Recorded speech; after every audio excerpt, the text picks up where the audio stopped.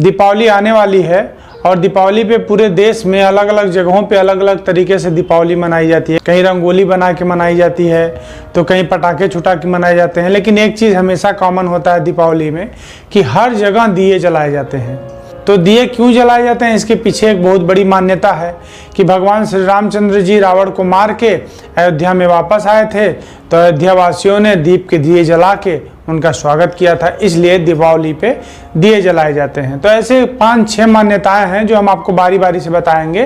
तो आइए जानते हैं उन मान्यताओं के बारे में जिसकी वजह से दीपावली मनाई जाती है। तो पहली जो मान्यता है वो तो आप सबको पता है कि भगवान श्री रामचंद्र जी वापस आए थे अयोध्या से, इसलिए दीपावली मनाई जाती है।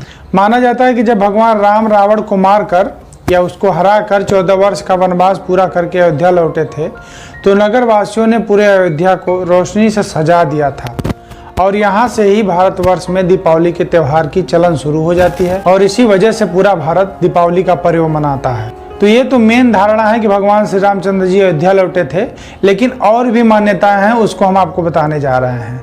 तो दूसरी मान्यता है हिरण्याकश्यप का वध। एक पौराणिक कथा के अनुसार विष्णु भगवान ने नरसिंह का रूप धारण करके हिरण्याकश्यप का वध किया था। तो कुछ लोगों का यह भी मानना है कि हिरण्याकश्यप के वध के बाद से दीपावली मनाई जाती रही है। तब बात करते हैं तीसरी मान्यता के बारे में। तीसरी मान्यता यह है कि कृष्ण ने नरकासुर का वध किया था। भगवान श्री कृष्ण ने अत्याचारी नरकासुर का वध दीपावली के एक दिन पहले चतुर्दशी को किया था। इसी खुशी में अगले दिन अमावस्या को गोकुल वासियों ने दीप जलाकर खुशियां मनाई थी। तब से दीपावली मनाया जाने लगा है। तो एक ये भी मान्यता है। तो अब हम बात करते हैं चौथी मान्यता के बारे में।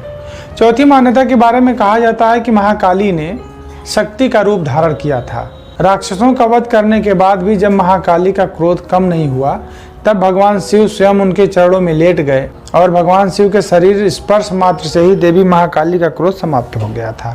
इसी की याद में उनके शांत रूप लक्ष्मी जी की पूजा की जाती है और दीपावली मनाई जाती है।